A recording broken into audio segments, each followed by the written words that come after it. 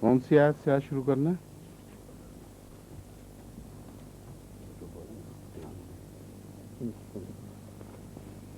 ام حسبتم.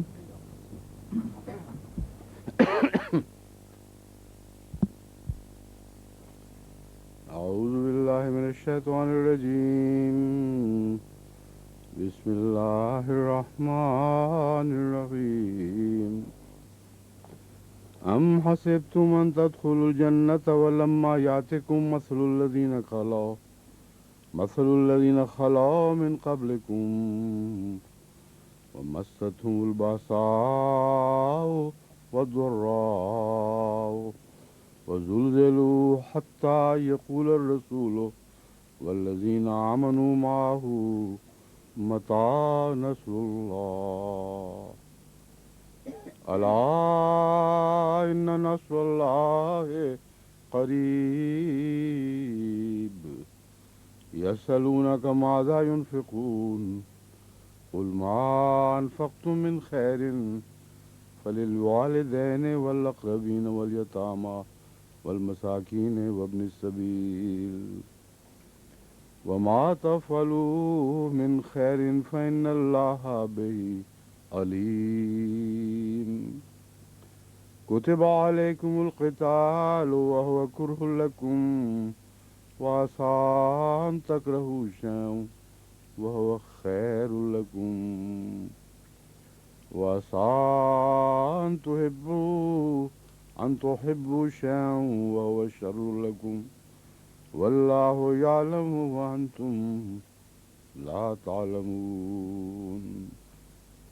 يسألونك عن الشهر الحرام قتال فيه قل قتال فيه كبير وصد عن سبيل الله وكفر به والمسجد الحرام وإخراج أهله منه أكبر عند الله والفتنة أكبر من القتل ولا يزالون يقاتلونكم حتى يردوكم عن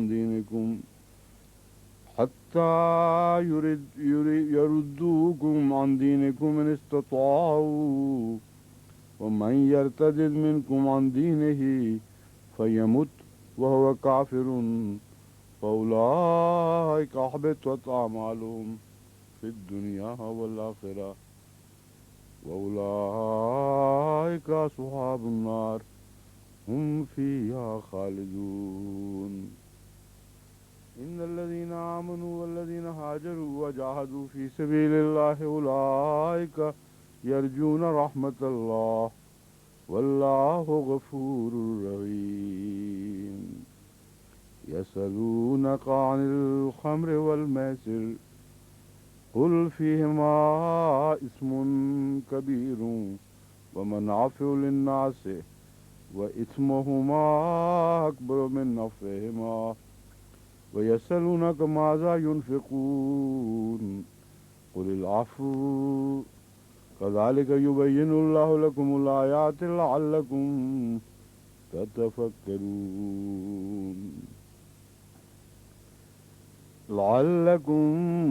تتفكرون في الدنيا والآخرة. ويسألونك عن اليتامى قل إصلاح لهم خير وإن تخالطوهم فإخوانكم والله يعلم المفسد من المصلح ولو شاء الله لأعنتكم إن الله عزيز حكيم. إن الله عزيز حكيم. ولا تنكحوا المشركات حتى يؤمنن ولا أمة مؤمنة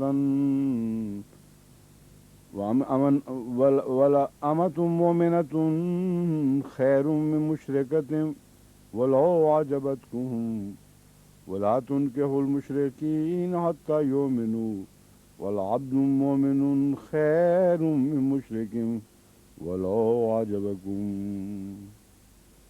أولئك يدعون إلى النار والله يدعو إلى الجنة والمغفرة بإذنه ويبين آياته للناس لعلهم يتذكرون.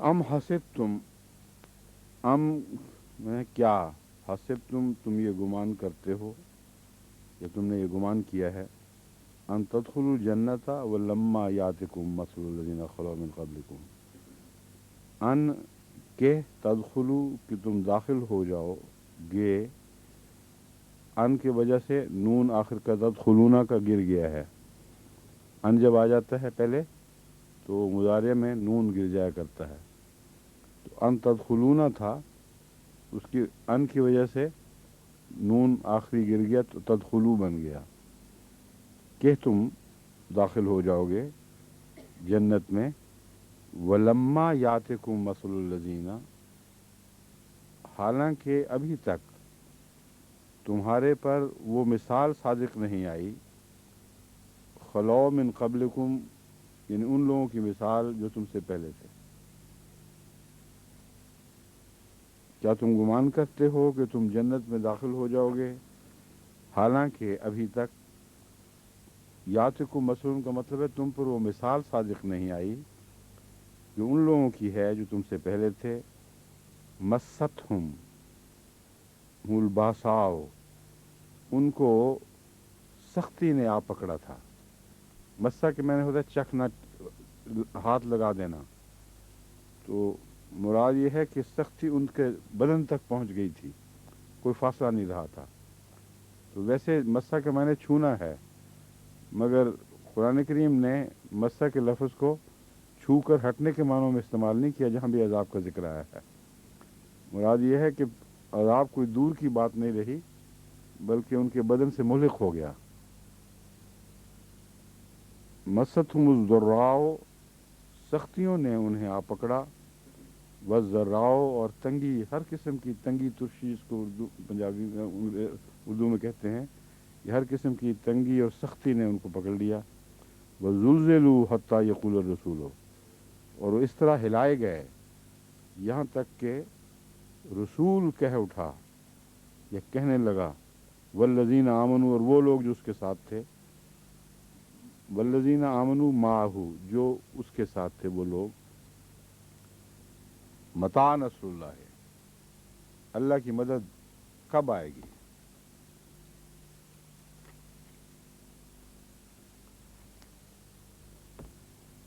الا ان نصر اللہ قریب، سنو خبردار، خدا کی مدد قریب ہے، قریب کھڑی ہے یا قریب ہے۔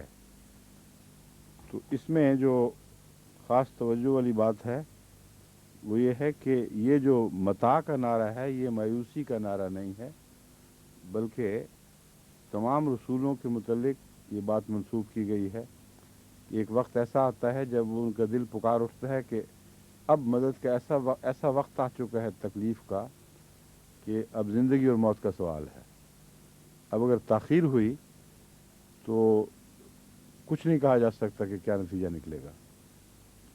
ایسی صورت میں متا کا نعرہ لگانا یہ ہرگز نبی کی شان کے خلاف نہیں ہے، کیونکہ اس کے جواب میں ناراضگی کا اظہار نہیں ہوا اللہ کی طرف سے، بلکہ الا ان نصر اللہ قریب کی آواز آتی ہے۔ حضرت مسیح نے جو آخری دم میں ایلی ایلی لما شبقتانی فرمایا، عرض کیا تھا خدا کے حضور، وہ بھی مایوسی کے معنوں میں نہیں تھا، بلکہ اب تو جان لبوں تک آ پہنچی ہے، اب تیری مدد کہاں ہے، یہ معنی تھا دراصل۔ کیا چھوڑ دیا کا معنی یہ نہیں تھا کہ واقعتاً وہ چھوڑ دیا سمجھ رہے تھے، مراد یہ ہے کہ جس طرح متی نصر اللہ کا نعرہ نکلتا ہے منہ سے، وہ وقت تھا مسیح پر۔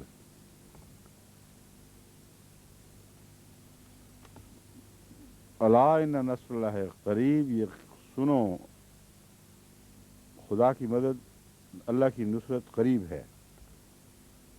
یسألونک ماذا ینفقون، وہ تجھ سے پوچھتے ہیں، یسألون تجھ سے وہ پوچھتے ہیں، کا تجھ سے، ماذا ینفقون کیا ہے جو خرچ کریں، کیا چیز خرچ کریں، قل ما انفقتم من خیر فللوالدین والاقربین، اب یہاں بظاہر تو خرچ کریں گے کا ترجمہ ہونا چاہیے، ينفقون کا مطلب ہے خرچ کریں گے، لیکن ماذا کے ساتھ جب لگ کر کیا کا سوال اٹھتا ہے تو گے کا مضمون گر جاتا ہے۔ وہ پوچھتے ہیں وہ کیا خرچ کریں، یعنی آئندہ ان کے لیے کیا حکم ہے، کیا خرچ کریں۔ قل تو کہہ دے ما انفقتم من خیر، کہ جو کچھ بھی تم اچھا مال یا اچھی چیز خرچ کرو۔ خیر کا ایک ترجمہ ہے مال، اور ایک ہے خیر بھلائی کو کہتے ہیں۔ رب جس طرح حضرت موسیٰ نے دعا کی تھی رب انی لما انزلت من خیر فقیر، ہاں رب ما انزلت الیہ، میں نے کیا کہا تھا، اچھا لما انزلت الیہ من خیر فقیر، کہ تو میری جھولی میں جو بھی خیرات ڈال دے۔ لفظ خیرات بھی اسی سے نکلا ہے، یعنی خیر کی جمع خیرات ہے۔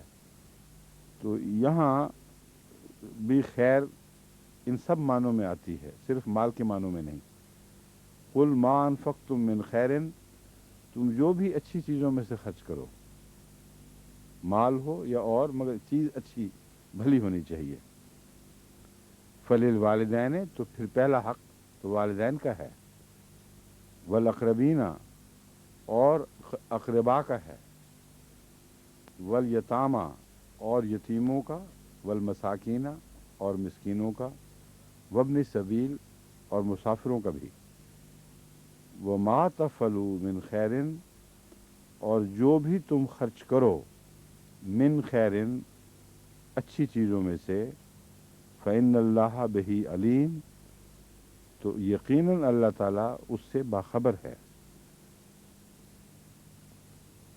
اب اس کی جزا یہاں بیان نہیں کی گئی، اللہ کا باخبر ہونا بیان کیا گیا ہے۔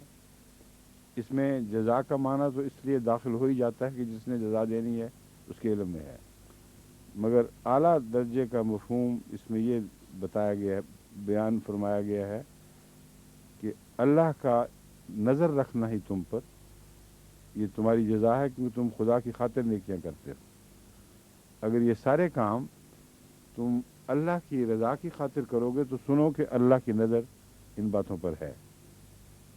کتب علیکم القتال، تم پر قتال یعنی تلوار کی لڑائی یا جنگ و جدل، یا یوں کہنا چاہیے کسی بھی ہتھیار سے جسمانی لڑائی کو قتال کہتے ہیں، تم پر قتال فرض کر دیا گیا ہے۔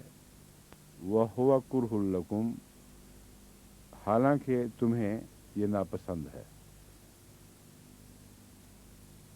وَعَسَىٰ أَن تَكْرَهُوا شَيْئًا وَهُوَ خَيْرٌ لَكُمْ، اور بسا اوقات تم ایک چیز ناپسند کرتے ہو مگر وہ تمہارے لیے بہتر ہوتی ہے۔ یہ جو اعتراض کیا جاتا ہے کہ مسلمان خونخوار تھے اور جنگ چاہنے والے تھے اور ہر وقت ان کا لڑائی کر کے فساد کو دل چاہتا تھا، اس کا یہ قطعی جواب ہے کہ بالکل جھوٹ ہے۔ اور قرآن کریم نے جب یہ بیان دیا اس وقت سب لوگ جانتے تھے کہ کون لوگ ہیں، کیا ان کی عادتیں ہیں، اور مستشرقین اس اصول کو تسلیم کر بیٹھے ہیں کہ قرآن کریم اپنے زمانے کی جو بات کرتا ہے وہ جھوٹی نہیں ہو سکتی۔ شدید سے شدید معاند مستشرق بھی اس اصول کو تسلیم کرتا ہے کہ اپنے وقت کی بات قرآن کریم جھوٹی بیان کر ہی نہیں سکتا، ورنہ رسول اللہ صلی اللہ علیہ وسلم کی نظر میں جھوٹے ہو جاتے ہیں۔ تو یہ جو گواہی ہے مسلمانوں کے مزاج کی، یہ بھی ایک قطعی گواہی ہے کہ وہ جنگ چاہنے والے لوگ نہیں تھے، امن پسند لوگ تھے، اور جب جنگ فرض کی گئی تو ان کی طبیعتوں پہ انقباض تھا، ان کی طبیعتوں پہ بوجھ تھا۔ فرمایا کہ بسا اوقات ایک چیز کو تم ناپسند کرتے ہو مگر وہ تمہارے لیے اچھی ہوتی ہے۔ عَسَىٰ أَن تَكْرَهُوا شَيْئًا وَهُوَ خَيْرٌ لَكُمْ وَعَسَىٰ أَن تُحِبُّوا شَيْئًا وَهُوَ شَرٌّ لَكُمْ، اور بسا اوقات یا قریب ہے کہ ایسی بات ہو۔ عَسَىٰ کا مطلب یہ ہے ممکن ہے، ایسا ہو سکتا ہے، اور بسا اوقات کا ترجمہ بھی کر دیا جاتا ہے اس کا، این ممکن ہے، ایسا ہو سکتا ہے، ہوا کرتا ہے۔ کہ ان تحبوا شیئا کہ تم پسند کرو کوئی چیز، وہو شر لکم اور وہ تمہارے لیے بری ثابت ہو، ناپسندیدہ ہو۔ اب یہ بتائیے کہ ان تحبوا شیئا میں شیئا کے اوپر وہ تنوین اور زبر پڑی ہوئی ہے، یہ کیا وجہ ہے؟ ان تحبوا شیئن کیوں نہیں پڑھا جا سکتا؟ شیئن کیوں نہیں پڑھا جا سکتا؟ کوئی بتا سکتا ہے؟ اس کا ترجمہ کیا ہے؟ ہو سکتا ہے تم کیا کسی چیز کو پسند کرو، تو لفظ کو جو ہے یہ مفعول کی نشانی ہے۔ آپ یہ ترجمہ تو نہیں کہہ سکتے کہ ہو سکتا ہے تم کسی چیز نہیں پسند کرو، نہیں لگتا ہی نہیں یہاں، تو ظاہراً مانن آپ کو فوراً سمجھ آ جانا چاہیے کہ یہ مفعول کا موقع ہے۔ کسی چیز کو تم پسند کرو، جس کو پسند کرو گے وہ تمہارا مفعول ہے، پسند کا مفعول ہے، تمہاری پسند کا مفعول کہہ دینا چاہیے۔ اور عسیٰ ان تحبوا شیئا وہو شر لکم، شرن کے اوپر پیش ہے،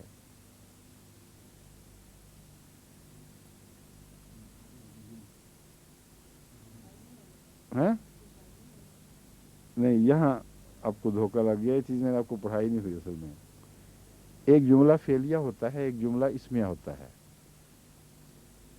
جو جس جملے میں فعل نہ آئے اس میں اس کا اسم اور اس کی خبر، یہ دو جز ہوتے ہیں، اور عام حالتوں میں دونوں پہ ہی پیش آتی ہے، اسم پر بھی اور خبر پر بھی۔ اس میں اسم کون سا ہے اور خبر کون سی ہے؟ ہوا اسم ہے اور شرن اس کی خبر ہے۔ ہوا شرن وہ چیز شر ہے، تو ہے کا چونکہ اس میں عربی میں اظہار لفظاً نہیں ہوا کرتا بلکہ معنوں میں داخل ہوتا ہے، اس لیے فعل کا اظہار نہیں ہوا، کوئی نہ ماضی ہے نہ مضارعہ ہے نہ اس میں فعل امر ہے، کچھ بھی نہیں، اور فکرہ مکمل ہے، ہوا شر لکم۔ تو ایسی صورتوں میں جہاں دو اسم آ جائیں اور ایک اس کا پیشوا بن جائے اس فکرے کا اور ایک اس کی خبر بن جائے تو اس کو جملہ اسمیہ کہتے ہیں، اور یہ دونوں مرفوع ہوتے ہیں ہمیشہ، کیونکہ کسی ایک کا عمل دوسرے پر نہیں ہوتا، دونوں اپنی اپنی جگہ کھڑے ہیں، ان کو برابر انصاف کے ساتھ برابر دکھا دیا گیا ہے۔ اس لیے شر لکم، ہوا شرن ہے اصل جملہ، لکم تمہارے لیے، اس کو کہتے ہیں متعلق خبر،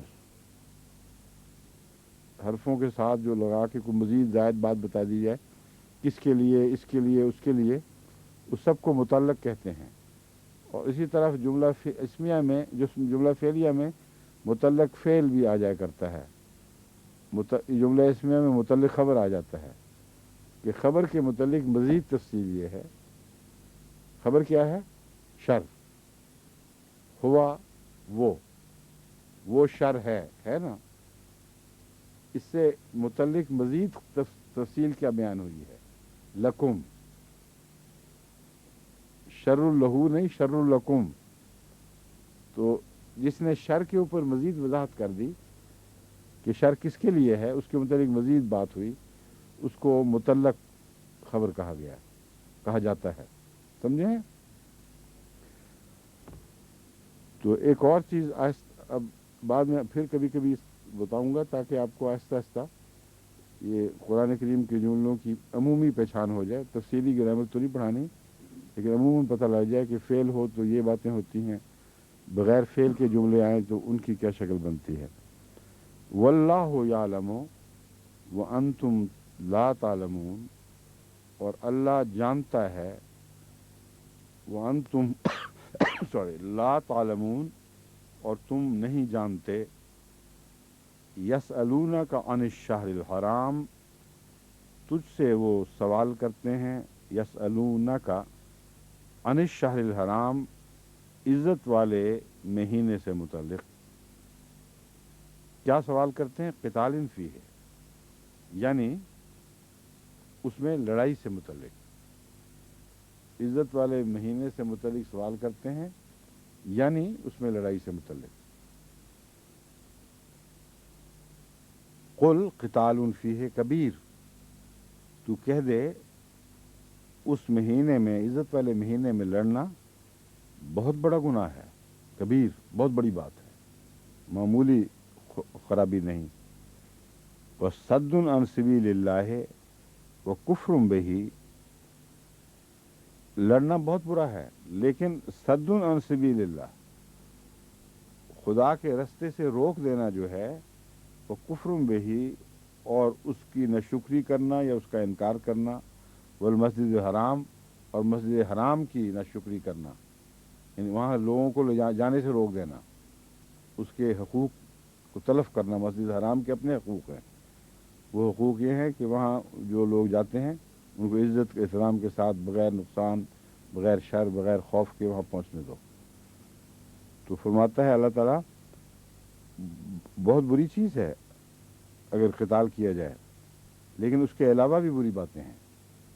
وصد عن سبیل اللہ، اللہ کی راہ کو اسے روکنا، وکفر بہ، اور اس کا انکار کر دینا یا اس کے ساتھ ناشکری کا سلوک کرنا. والمسجد الحرام، اور اسی طرح مسجد حرام کی راہ روکنا. صد عن المسجد الحرام، یہ مطلوب بن جائے گا. صد عن سبیل اللہ وکفر بہ، وصد عن المسجد الحرام، مسجد حرام سے روکنا، اس کی راہ روکنا، یہ بہت بڑا گناہ ہے. وَإِخْرَاجُ أَهْلِهِ مِنْهُ أَكْبَرُ عِندَ اللَّهِ، اور وہاں کے باشندوں کو وہاں سے نکال دینا، یا وہ لوگ جو اس میں رہنے کے زیادہ اہل ہیں، یعنی محمد رسول اللہ علیہ وسلم اور آپ کے ساتھی، جن کی خاطر خانہ کعبہ کی تعمیر ہوئی ہے. اصل میں اغراض کعبہ کا بلند مقصد جو تھا، سب سے بلند، رسول اللہ علیہ وسلم کی بعثت اور آپ کے ساتھیوں کا وہاں طواف کرنا اور خدا کو یاد کرنا تھا. تو اہل ہی کے معنی ایک یہ بھی ہوتا ہے جو اس کے اہل ہیں، اردو میں جو ہم اہل کہتے ہیں نا، اس کے حقدار ہیں، انہی کو زیب دیتا ہے وہاں رہنا. ان کو تو نکال دیا جائے اور ہر للو پچو وہاں رہ جائے، یہ بہت بڑا ظلم ہے. اب یہ وہی بات دہرائی ہے، والفتنۃ اکبر من القتل، قتال تو منع ہے لیکن فتنہ اس سے بھی زیادہ ظلم ہے. یہ نہ سمجھنا کہ قتال نہیں کرنا، باقی جو فتنہ کرنا ہے لوگوں کو روک دو، بشک روکنا اس سے بھی بڑا گناہ ہے. کیوں بڑا گناہ ہے بتائیے؟ ہاں فتنہ تو ہے. اصل میں اس کی روح بیان فرمائی گئی ہے کہ قتال کیوں منع ہے ان دنوں میں. قتال تو ویسے جائز ناجائز ہو سکتا ہے، اس کی بحث ہی اٹھ رہی. جائز قتال کی بحث ہو رہی ہے کہ قتال تمہارے لیے جائز بھی ہو تو حرمت والے مہینے میں نہیں کرنا، سوائے اس کے کہ دشمن مجبور کر دے. کیوں منع ہے قتال؟ اس لیے کہ وہ مسافر دور دور سے ان دنوں میں، جو 4 حرمت والے مہینے ہیں، وہ اس لیے ہیں کہ دور دور سے مسافر آتے ہیں اور رستے کا امن اٹھ جائے، اگر لڑائی شروع ہو گئی ہو تو وہ حج سے رک جائیں گے.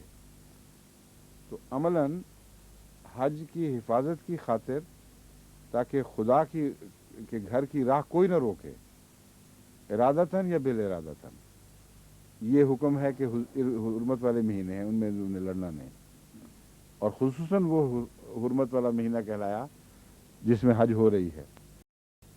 تو فرمایا کہ قتال تو منع اس لیے تھا کہ یہاں سے روکا نہ جائے، اور تم روک بیٹھے ہو، تو جو ذریعہ تھا اس کو عظمت دے بیٹھے ہو، جس غرض سے روکا گیا تھا وہ تمہاری نظر میں کوئی حیثیت نہیں رکھتا. وہ بڑا فتنہ ہے. حج سے کسی کو روکنا جو خدا کی خاطر آتا ہے، یہ بہت بڑا فتنہ ہے. اور یہی پیغام آج ہمارا سب کو ہے جو حج کے حجاز پہ قابض ہیں کہ ان آیات کا بھی مطالعہ کر لیا کریں.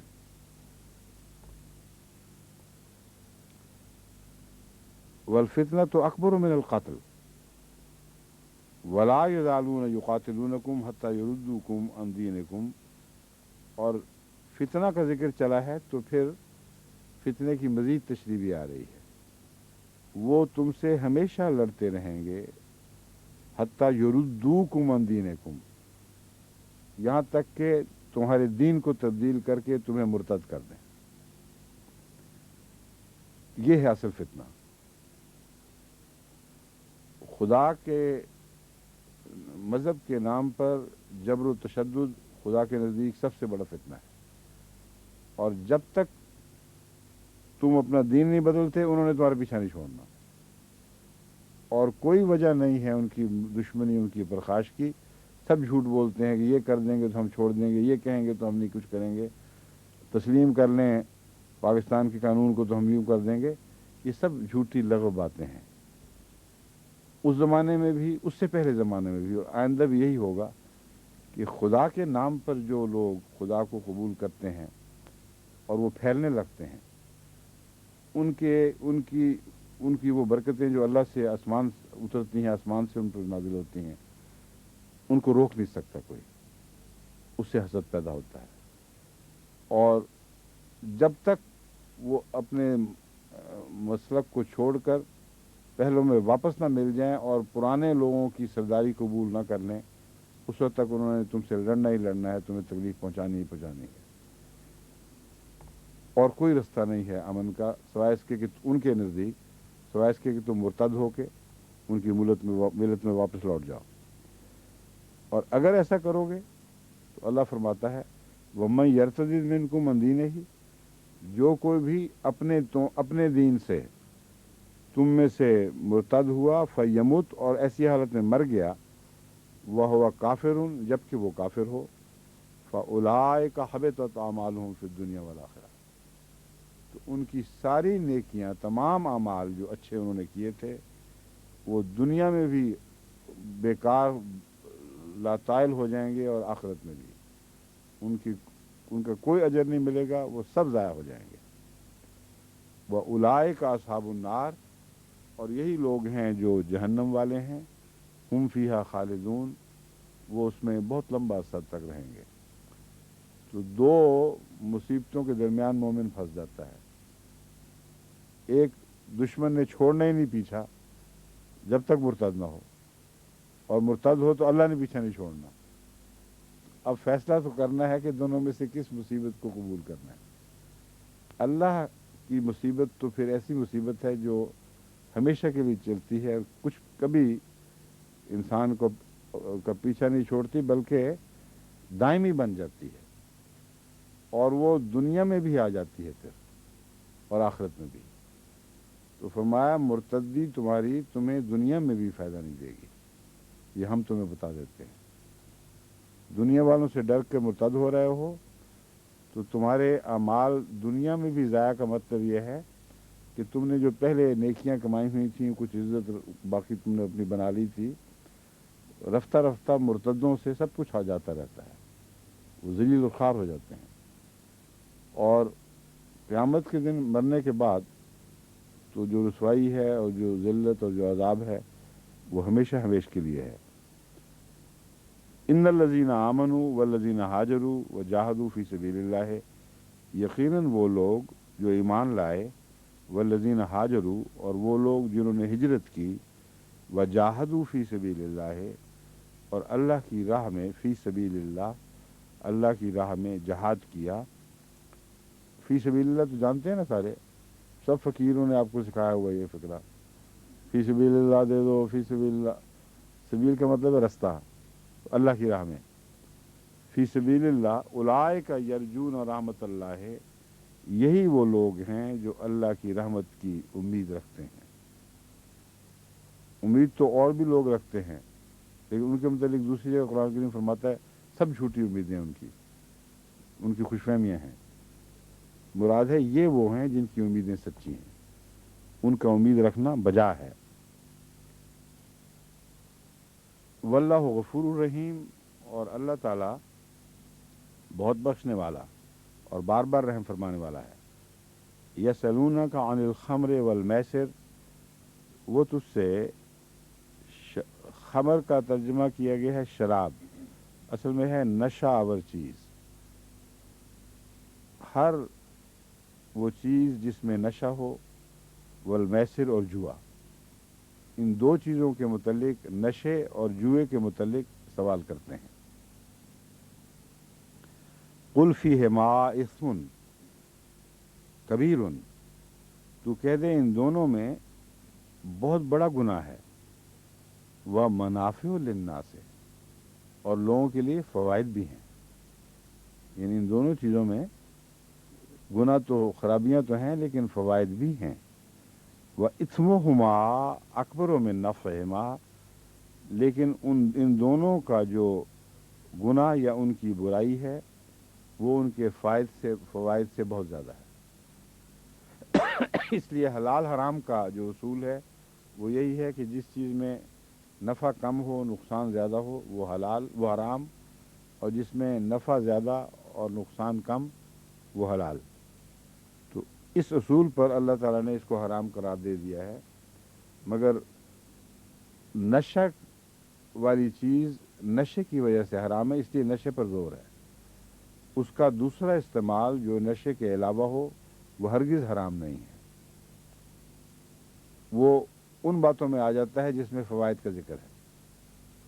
چنانچہ ہومیوپیتھک دوائیں ہم بناتے ہیں، اکثر جو دوائیں ملتی ہیں ساری اس میں ملتی ہیں الکوہل میں بنی ہوئی، لیکن جس طرح اس کو ڈسپوز کرتے ہیں اس میں نشے کا کروڑواں حصے کا امکان بھی نہیں ہے ہی نہیں۔ اس کی وجہ یہ ہے کہ وہ الکوہل جب ہم اس کو گولیوں میں ڈال کے دیتے ہیں تو وہ جذب ہو کر خشک ہو کر دیا جاتا ہے، خالی خشک گولیاں آپ کو ملتی ہیں، اور اگر وہ خشک نہ بھی ہوں تو ساری دوائی بھی آپ کھا جائیں تو نشہ نہیں آ سکتا۔ اتنی تھوڑی مقدار، ایک چند قطروں میں وہ 100 مریض یا اس سے بھی زیادہ کے لیے وہ کافی ہو جاتی ہے۔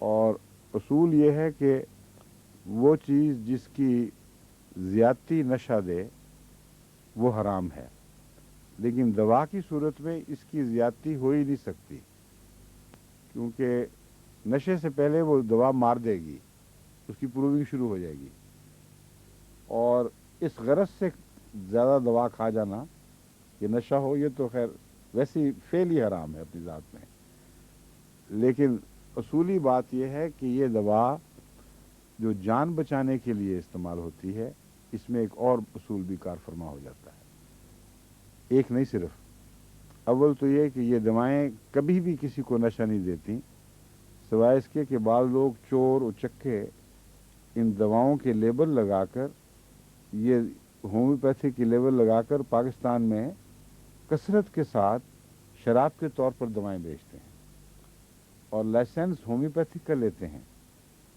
اور لیبل لگا کر انڈر گراؤنڈ جو چیز چل رہی ہیں، شراب کے کاروبار چل رہے ہیں، اس میں ایک یہ بھی ذریعہ بنا ہوا ہے، تو وہ حرام ہے۔ وہ دوا کی خاطر لیتے نہیں، نہ دوا ہوتی ہے اس میں، صرف لیبل ہے، ایپیکاک لگا دیا اوپر۔ اب کسی کو ہومیوپیتھی میں کیا پتہ لگ سکتا ہے، دنیا کی کوئی لیبارٹری ٹیسٹ کر ہی نہیں سکتی کہ خالی شراب ہے یا دوا کا اس میں عنصر ہے۔ تو یہ چیزیں حرام ہیں جو نیت کی خرابیوں کے ساتھ داخل ہو جاتی ہیں، ورنہ ہومیوپیتھک دوا اپنی ذات میں ایک تو اس لیے حرام نہیں کہ جس مقدار میں وہ دی جاتی ہے اس سے زیادہ مقدار دی جا ہی نہیں سکتی۔ اس کی وجہ یہ ہے کہ ایک قطرہ جب آپ گولیوں میں ڈال دیتے ہیں تو وہ جو میں نے جیسا کہ بتایا ہے وہ گولیاں ساری ہومیوپیتھک دوا بن جاتی ہیں۔ اب اس کو آپ 1 من بھی کھا جائیں تو نشہ نہیں آ سکتا، 10 من بھی کھا جائیں تو نشہ نہیں آ سکتا، اس میں اتنی تھوڑی رہ جاتی ہے الکوہل کی مقدار، اس سے زیادہ تو گلے ہوئے پھلوں میں نشہ ہوتا ہے، انگور ذرا سے خراب ہو جائیں تو ان میں زیادہ نشہ آ جاتا ہے، یعنی اس لحاظ سے کہ الکوہل کی پرسنٹیج اس میں ہر گلے ہوئے پھل میں ضرور پیدا ہو جاتی ہے۔ اسی لیے جو لیبارٹری میں کام کرتے ہیں الکوہل وغیرہ بنتے ہیں جب، تو اس کو کہتے ہیں فروٹی آئے گی اس میں اسمیل، اس وقت سمجھنا کہ کیمیکل جو ہے اس نے کام کر دیا ہے۔ ہم لیبارٹری میں جب کام کیا کرتے تھے کیمسٹری میں، تو جب وہ الکوہل بنتا تھا تو اس کی علامت پروفیسر یہ بتایا کرتا تھا جب یہ بن جائے گا تو اسی وقت تمہیں فروٹی اسمیل آئے گی، اور ساری لیبارٹری پھلوں کی خوشبو سے بھر جاتی تھی۔ تو دراصل یہ پھلوں، گلے ہوئے پھلوں کی جو بو ہے وہ الکوہل کی وجہ سے پیدا ہوتی ہے۔ میں آپ کو یہ سمجھا رہا ہوں ضمناً کہ خدا تعالیٰ نے نشے کی بات کی ہے، شراب کا لفظ نہیں رکھا، اور جس چیز سے نشہ پیدا ہوتا ہے اس کے فوائد کا بھی ذکر فرما دیا۔ تو اگر نشہ نہ ہو اور فوائد ہوں صرف، تو وہ قرآن کریم کی روح سے حرام نہیں ہے۔ دوسرے یہ کہ اس میں جو اینٹی سیپٹک مادہ پایا جاتا ہے وہ ایک بہت بڑا فائدہ ہے اس کا، اور اس کے لیے تو آئے دن جتنے بھی ٹیکے لگتے ہیں یہاں وہ الکوہل مل رہے ہوتے ہیں وہاں، تو اس پہ کیوں نہیں شور بچاتے مولوی؟ کیونکہ ہومیوپیتھک دوا میں جتنا الکوہل اندر جا سکتا ہے اس سے ہزاروں گنا زیادہ وہاں لگانے سے زیادہ چلا جاتا ہے، کیوں وہاں خالص الکوہل لگایا جا رہا ہوتا ہے۔ میں نے تو بتایا ہومیوپیتھک تو میٹھے میں ڈال کے ڈائلیوٹ ہو کے اڑ چکی ہوتی ہے، لیکن اس پر یہ حرام نہیں کہتے۔ تو یوں ہی ضدیں ہیں ان کی۔ قرآن کریم کے مفہوم پر اگر غور کیا جائے تو زندگی مشکل نہیں بلکہ آسان ہو جاتی ہے، اور بغیر حرام میں پڑے ہوئے انسان جو خدا نے جائز فوائد بنائے ہیں ان سے فائدہ اٹھا سکتا ہے۔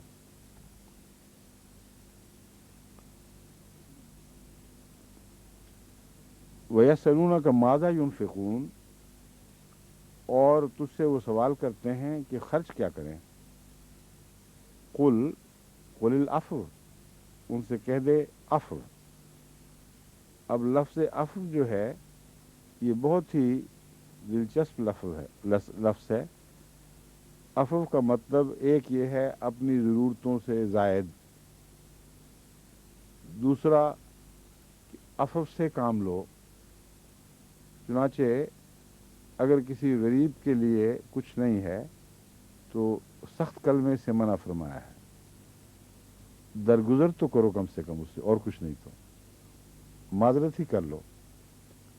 یہ عفو کے مفہوم کا ایک کنارہ ہے، اور ایک ہے جو کچھ بھی تمہاری ضرورتوں سے زیادہ ہے، جس کا مطلب یہ ہے کہ تمہیں یہ حکم نہیں ہے کہ تم اپنی ضرورتیں چھوڑ کر پھر پورا کرو کسی کی ضرورت۔ اگر یہ ہو تو بعض جو یہ حکم کا خیال رکھنے والے ہیں ان کے پاس کچھ بھی نہ رہے، دنیا کے فاقے مٹانے کے لیے جتنی روپے کی ضرورت ہے وہ تو مومنوں کی جماعت کا سب کچھ بھی لٹا دیا جائے تو پوری نہیں ہو سکتی۔ تو فرمایا نفس کا حق رکھنا ہے تم نے، اپنے نفس کا بنیادی حق رکھو اور زائد میں سے خرچ کرو۔ اور زائد کی تعریف ہر شخص کے مالی حالات کے مطابق بدلتی رہتی ہے۔ ایک امیر آدمی ہے، اس کی ضرورتوں کا معیار بھی اونچا ہو جاتا ہے لیکن اس کے باوجود بچتا بہت ہے۔ تو فرمایا اپنے مالی حالات کے مطابق اپنی ضرورتوں سے زائد جو ہے اس میں سے خدا کی راہ میں خرچ کرو، اور اگر کچھ نہ ہو تو کلمہ خیر کہو، یہ عفو کے اندر داخل ہے۔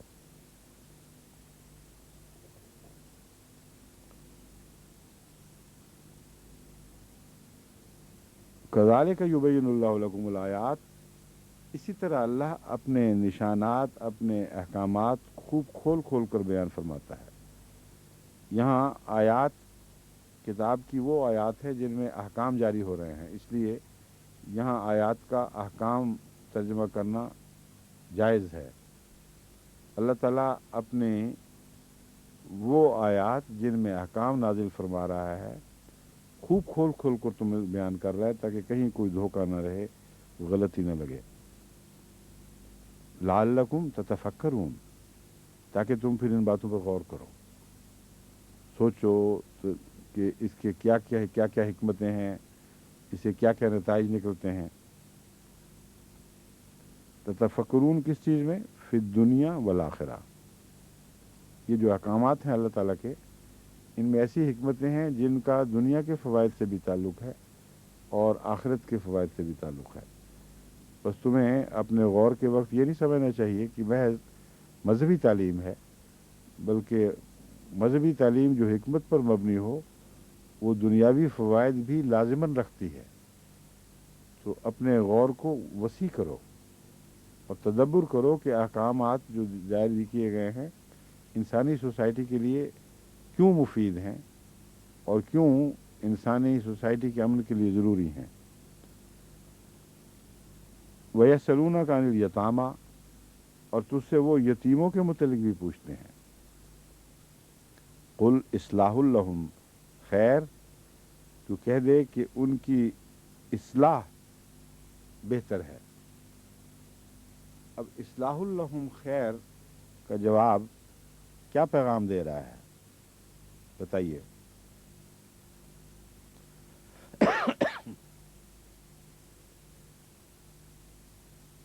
اس کا سوال سے تعلق کیا ہے؟ اگر اس کو آپ کو سمجھ نہ آئی تو اصلاح لہم خیر کو پیغام نہیں دے گا، آپ کو کچھ ترجمہ تو آئے گا لیکن سمجھ نہیں آئے گی کہ کیوں، کن معنوں میں وہ پوچھتے ہیں یتیموں کے متعلق حکم کیا ہے کہ ان کی اصلاح کرو، تو سارا فساد یتیموں میں ہی ہوتا ہے، نعوذ باللہ من ذالک۔ کوئی فسادی لوگ ہیں جن کی اصلاح کرو؟ ان کی حقوق کی بات ہو رہی تھی اور جواب ہے کہ ان کی اصلاح خیر اچھی بات ہے۔ کیوں جی بتائیے؟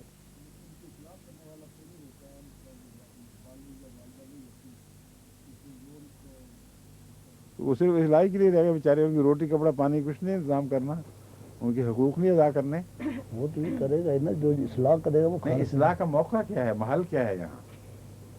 بات یہ ہے کہ یتیموں کے ساتھ دو طرح کے سلوک ہوتے ہیں، یا لاڈ پیار میں ان کو بگاڑ دیا جاتا ہے، اور یا ان سے معمولی سی بھی اگر کمی کی جائے تو ان کے اندر رد عمل پیدا ہوتا ہے اور احساس کمتری کے شکار ہو جاتے ہیں، اور بعض دفعہ سوسائٹی کے خلاف ان میں بغاوت پیدا ہو جاتی ہے۔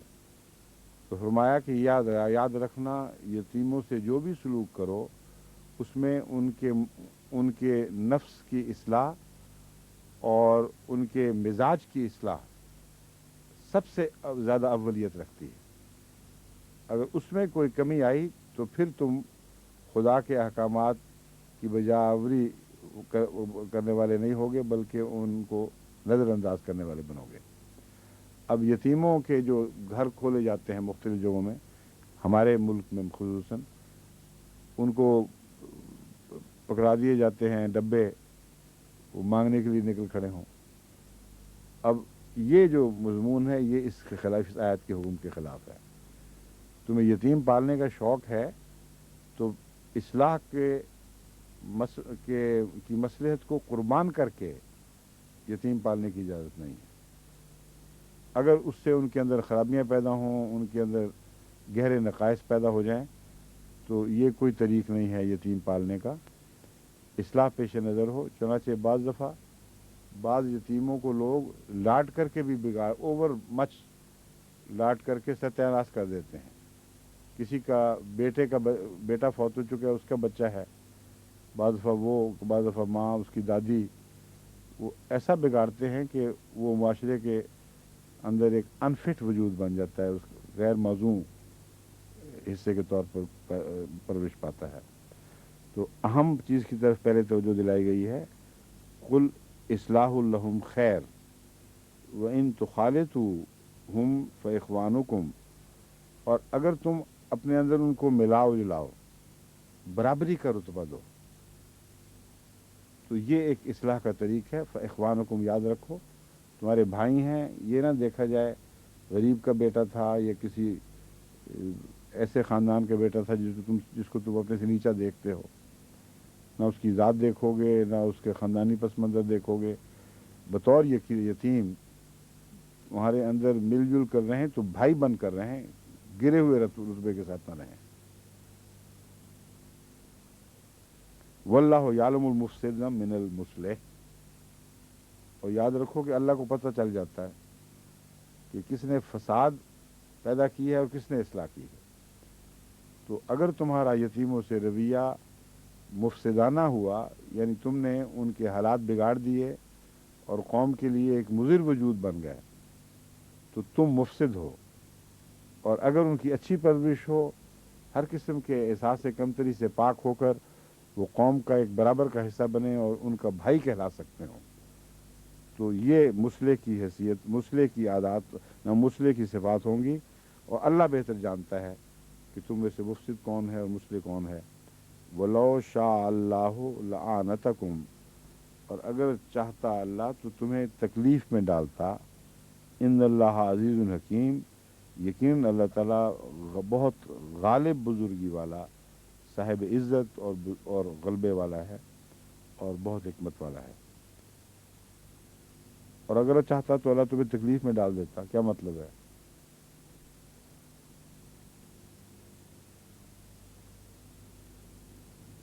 رسول کریم صلی اللہ علیہ وسلم نے ایک موقع پر فرمایا کہ جبرائیل نے مجھے اتنی تاکید کی ہمسائے کے متعلق کہ مجھے خیال پیدا ہوا کہ اس کو وارث بنا دے گا، لیکن اللہ کی حکمت نے یہ نہیں چاہا کہ اس قدر امت محمدیہ کو بعض نیکیوں کو مکلف کر دیا جائے۔ تو یہ وہ مقام ہے جس کی طرف اشارہ ہے۔ تمہارے سوال کے جواب میں اگر اللہ چاہتا اور کھل کر ان کے حقوق بیان کرتا تو تم لوگ مشکل میں پڑ جاتے، تم ان کو ادا کرنے کی اہلیت میں رکھتے بات سننے سے۔ تو اتنا زیادہ تاکید ہے، یعنی یتیموں کے تعلیم کے متعلق اتنا زور ہے کہ اب تمہارے سوال کا جواب ہم کھل کے نہیں دے رہے تمہارے کمزوروں کی وجہ سے، ورنہ اگر پورا جواب دیا جائے تو یتیموں کے حقوق ادا کرنے میں تم میں سے بہت لوگ مشکل میں پڑ جائیں گے۔ تو حد سے زیادہ خیال رکھنا، مگر حد سے زیادہ نہیں، حد استطاعت تک خیال رکھنا، مگر اس حکمت کے ساتھ کہ ان کا مزاج نہ بگڑے اور وہ تمہارے بھائیوں کی شان کے مطابق سوسائٹی کا حصہ بنے، وہ ایسے وجود بن کر ابھریں کہ تمہارے بھائی کہلانا ان کے شایان شان اور تمہارے شایان شان ہو۔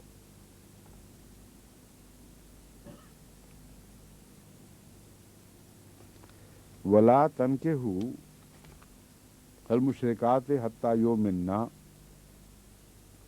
اور مشرک عورتوں سے اس وقت تک نکاح نہ کرو یہاں تک جب تک وہ مومن نہ ہو جائیں۔ یؤمنن، سمجھیں؟ یؤمنن سے کون مراد ہے؟ عورتیں۔ یہ تانیث کا صیغہ ہے، مؤنث ہے، یؤمنن، یہاں تک کہ وہ ایمان لے آئیں۔ وَلَأَمَةٌ مُؤْمِنَةٌ، اور ایک مومنہ لونڈی، امت جو غلام عورت ہو اس کو امت کہا جاتا ہے، اور بندی کے لیے بھی لفظ امت استعمال ہوتا ہے، اس لیے ہم کہتے ہیں امت المومن، امت اللہ وغیرہ وغیرہ جو نام ہیں، یہاں خدا کی بندی اور خدا کی لونڈی بھی بہت اچھا نام ہے۔ فرماتا ہے کہ وَالْعَبْدُ مُؤْمِنٌ خَيْرٌ مِّن مُشْرِكٍ وَلَوْ أَعْجَبَ، اچھا حتیٰ یؤمنوا یہ ہو چکا ہے۔ وَالْعَبْدُ مُؤْمِنٌ، اور مومن غلام ہو تو خیر من مشرکین، مشرک ہے وہ اوپر ہے، اب سوری، ہاں میں نیچے اتر گیا تھا ذرا جلدی سے۔ وَالْعَامَةُ مُؤْمِنَةٌ، اور مومن لونڈی، یا لونڈی کا لفظ تو مجھے بہت ہی برا لگتا ہے۔ مومن لڑکی جو تمہاری ملکیت میں تمہارے دائیں ہاتھوں کے نیچے ہو، خیر من مشرکۃ، مشرکہ سے بہتر ہے، یعنی آزاد مشرکہ سے۔ وَلَوْ أَعْجَبَتْكُمْ، ہاں تمہیں کیسی ہی پسند کیوں نہ ہو، کیسی اچھی کیوں نہ لگے۔ وَلَا تُنكِحُوا الْمُشْرِكِينَ حَتَّى يُؤْمِنُوا، جس طرح عورتوں کے متعلق حکم تھا کہ مشرکہ سے شادی نہ کرو جب تک مومن نہ ہو جائے، اور یاد رکھو کہ بہتر ہے کہ غلام عورت سے شادی کر لی جائے، لونڈی سے یعنی، اور وہ मोमिना हो तो मुशरिका से बेहतर है। फिर फरमाया मोमिन मर्द औरतों के लिए मुतल्लिका भी हुक्म आएगा, वला तुनकिहुल मुशरिकीना, और मुशरिक मर्दों से शादी ना करो, हत्ता योमिनु, यहाँ तक कि वो ईमान ले आए, वला अब्दु मोमिनुन, और गुलाम मोमिन मुशरिक से बेहतर है, खा तुम्हें पसंद आए। उलाइक यदऊना इलन नारे, ये वो लोग हैं जो आग की तरफ बुलाने वाले हैं।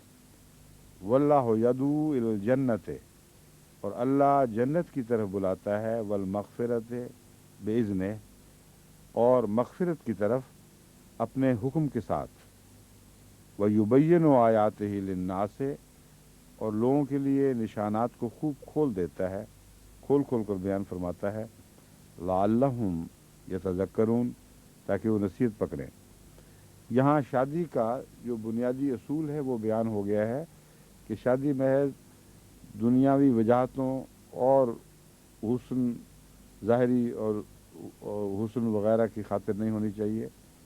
उसकी वजह यह है कि असल जो शादी के साथ बाज़ कानून कुदरत लगे, कवानीन लगे हुए हैं, उनमें अफजाइश नस्ल का कानून है। असल बुनियादी शादी का निज़ाम ही अफजाइश नस्ल की खातिर हुआ है।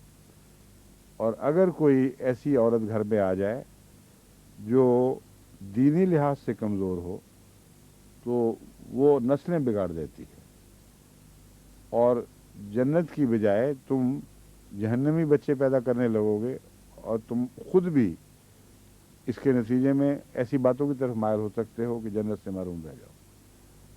तो रसूल अकरम सल्लल्लाहु अलैहि वसल्लम ने जब शादी के सिलसिले में फरमाया कि मुख्तलिफ चीज़ों में से दीन को तरजीह देना, तो यही मुराद है कि बाज़ दफ़ा जज्बातियत में आके इंसान अपनी ज़िंदगी मज़े से गुजारने की खातिर एक गलत शादी का फ़ैसला कर लेता है या लड़की कर लेती है, और ये भूल जाते हैं लोग कि आगे जब इसके बद असरात औलाद में ज़ाहिर होंगे तो फिर यही दुनिया जहन्नम बन जाएगी, और आखिरत में भी फिर उसके बद नताइज होंगे। ऐसी औरतों को मैं जानता हूँ, बाज़ ख़तों के दावत से तारुफ़ है, बाज़ खुद आकर जो बताती हैं, जिनकी शादियाँ माँ बाप ने जमात अहमदिया से बाहर कर दी थी, कोई परवाह नहीं की इन बातों की, और ऐसे लोगों से जो दुनियादार थे, और उसके ऐसे बद असरात उनके बच्चों पर कायम हुए, और या फिर उनको तलाक़ें लेकर अलग होना पड़ा, या खामदों ने छोड़ दिया कि ये नेक बनी फिरती है, इसको अलग करके बाहर फेंको।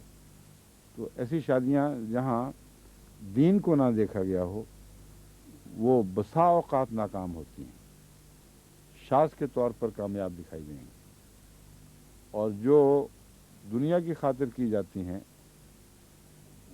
जो दीन की खातिर, दीन को छोड़ कर की जाती हैं, वो नाकाम होती हैं। जो दीन की खातिर की जाती हैं, जहाँ औरत के मर्द के गुण अच्छे हों और खुदा से खौफ रखता हो, वो अगर जिस्मानी लिहाज से बदसूरत भी हो या वजाहत के लिहाज से कमज़ोर भी हो, तो वो शादी ज़्यादा कामयाब रहती है, और आइंदा नस्लें भी खुदा ताला के फजल के साथ अच्छी तरह तरबियत पाती हैं। तो ये मुशरिका लौंडी का हवाला तो आज कल बराह रास्त काम नहीं आ सकता, मगर इसमें जो मफहूम है वो समझना ज़रूरी है। आप ये समझेंगे कि शायद ये आयतें जो हैं ये उस ज़माने से ताल्लुक़ रखती हैं जबकि लौंडियाँ हुआ करती थीं, मगर हकीकत यह है कि इसका मफहूम हर ज़माने से ताल्लुक़ रखता है, और जो रूह है उसको पेश नज़र रख कर इसके तर्जुमे पर गौर करना चाहिए। ये लोग आग की तरफ बुलाने वाले हैं। वल्लाहु यदू इलल जन्नत वल मग़फ़िरा, अल्लाह जन्नत और मग़फ़िरत की तरफ बुलाता है, बेइज़्ने ही, यानी बुलाने में कोई तरीक़ होते हैं। फरमाता है सिर्फ बुलाता नहीं, हुक्म दे दे के बुलाता है तुम्हें।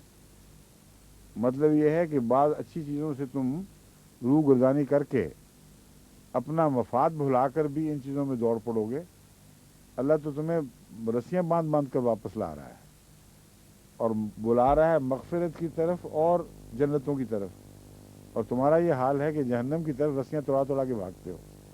तो इज़्ने ही ने تاکید فرما دی اور اللہ تعالیٰ کی رحمت کی طرف بھی اشارہ فرما دیا کہ ویسے تو قانون ہے جو چاہے جو مرضی کرتا پھرے، مگر اللہ حکم دے دے کہ تمہیں روک رہا ہے کہ ایسی بیہودہ حرکتیں چھوڑ دو، تمہارے لیے نقصان دہ ہوں گی۔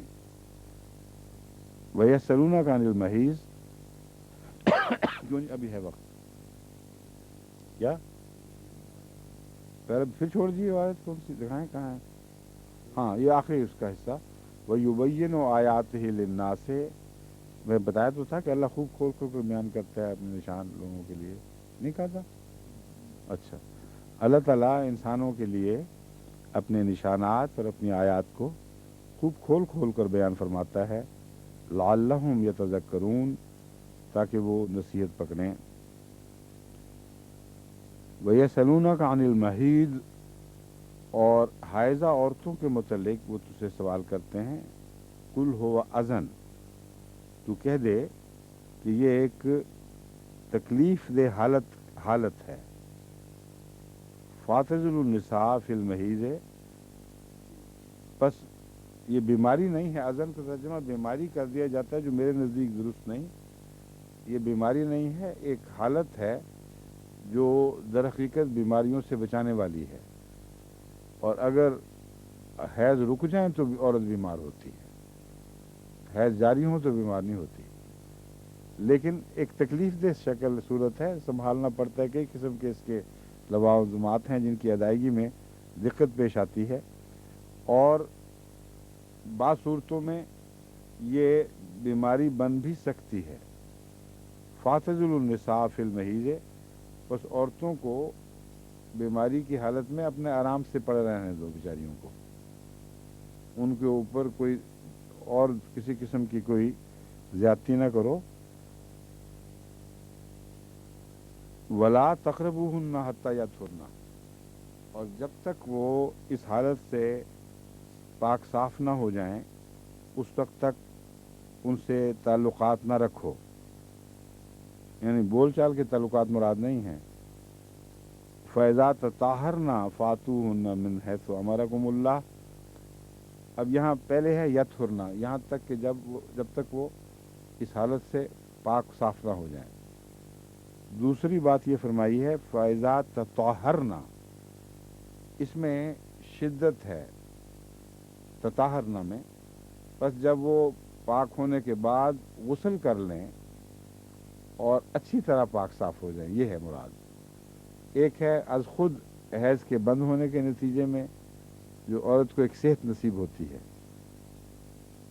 اور تکلیف سے اس کو نجات ملتی ہے، دوسری طرف فرمایا کہ فَإِذَا تَطَهَّرْنَ، پھر جب وہ غسل کر کے ارادتاً اپنے آپ کو خوب پاک صاف کر لیں، فَأْتُوهُنَّ مِنْ حَيْثُ أَمَرَكُمُ اللَّهُ، پھر ان کے پاس آؤ جیسا بھی اللہ نے جس طرح بھی حکم دیا ہے۔ إِنَّ اللَّهَ يُحِبُّ التَّوَّابِينَ وَيُحِبُّ الْمُتَطَهِّرِينَ، صرف ان کے پاک ہونے کی بات نہیں ہے، تمہارا بہت پاک باز ہونا بھی بہت ضروری ہے۔ وہ تو ظاہری طور پر نہا دھو کے پاک ہوں گی، تم ایسی بیہودہ حرکتیں نہیں کرنا کہ تم باطنی طور پر ناپاک ہو جاؤ، یہ پیغام ہے۔ ان اللہ یحب التوابین، اللہ تعالیٰ توبہ کرنے والوں سے محبت فرماتا ہے، ویحب المتطہرین، اور ان سب لوگوں سے، اور یہاں مذکر کا صیغہ ہے اس لیے اول مرد مراد ہیں مگر عورتیں بھی داخل ہیں، جو غیر معمولی کوشش ارادے کے ساتھ پاک رہنے کی عادت رکھتے ہوں، جسمانی لحاظ سے بھی اور روحانی لحاظ سے بھی اللہ ان سے محبت فرماتا ہے۔ وَنِسَاؤُكُمْ حَرْثٌ لَكُمْ، تمہاری بیویاں تمہاری کھیتیاں ہیں۔ اب اس پر بہت اعتراض اٹھتے ہیں، اور بعض جہلاء مسلمانوں میں بھی اس کے غلط معنی لیتے ہیں جو متطہرین کے بالکل الٹ ہیں۔ لفظ تطہیر طہر کا جو مضمون ہے اس کا حضرت لوط کی قوم کے حوالے سے ذکر ملتا ہے، اور وہ طعنے دیتے تھے حضرت لوط کو کہ یہ متطہرین ہیں، جس کا مطلب ہے کہ ان کے مسلک سے مخالفت رکھنے والے اور انکار کرنے والے दुश्मनों को ताने के मुझे बने कि ये मुतताहिरीन बने हुए हैं, और यहाँ मुतताहिरीन बनने का हुक्म दे दिया गया है। उसके बाद अगली आयत का कोई और तर्जमा करना जो इस मजमून के खिलाफ हो, जहालत भी है, जुल्म भी है, और खुदा ताला के खिलाफ सरकशी है। और दूसरा, निसाउकुम हस्सुल लकुम में एतराज़ दूसरे दुश्मन करते हैं कि औरतों की हैसियत बिगाड़ दी, वो खेतियों की तरह तुम्हारी मलकियत है, जो मर्जी करते फिरो। ये बिल्कुल झूठ है, क्योंकि खेती कह के उनकी इज्जत की अजमत, उनका ख़ास ख्याल रखने का हुक्म दिया गया है। खेती है पैदावार की जगह, औरतें न हों तो इंसानी नस्ल की अफजाइश हो ही नहीं सकती। और खेती तब अच्छी पैदावार देती है जब उसका बहुत ख्याल रखा जाए। जो लोग अपनी खेतियों को छोड़ देते हैं, उनके हकूक़ अदा नहीं करते, वो उजाड़ हो जाती हैं और पैदावार भी उनकी ऐसी वैसी हो जाती है। उसमें अच्छी फसलों के साथ गंद भी उगते हैं फिर। तो अल्लाह ताला ने फरमाया कि तुम मामूली बात नहीं है, तुम्हारी बीवी का तुम पर यह हक़ है, क्योंकि वो आगे अफजाइश नस्ल का मूजिब बनेगी।